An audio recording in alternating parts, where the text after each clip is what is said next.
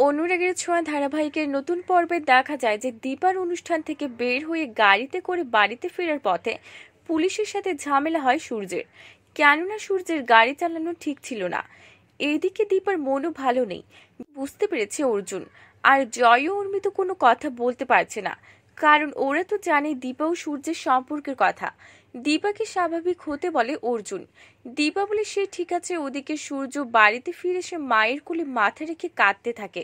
সে দীপাও দুই মেয়েকে ছেড়ে থাকতে পারবে না বলে জানালে লাবণ্য সেনগুপ্ত ছেলের মাথায় হাত বুলিয়ে দিয়ে বলে সবটা ঠিক হয়ে যাবে।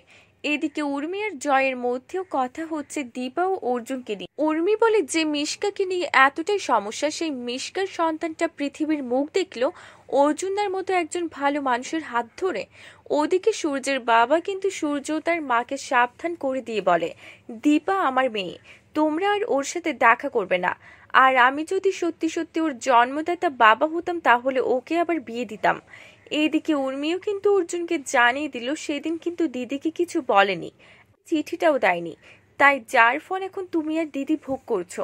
অর্জুন বলে যা হয়নি সেটা নিয়ে আর মন খারাপ করবে না, তাহলে কিন্তু আমি কষ্ট পাবো। উর্মি কেঁদে ফেলে।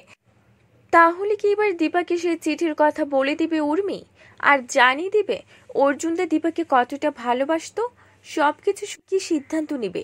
বন্ধুরা, তোমাদের কি মনে হয়? এক্ষুনি একটা লাইক দিয়ে এবং কমেন্ট করে জানিয়ে দাও তোমাদের মতামত। ধন্যবাদ।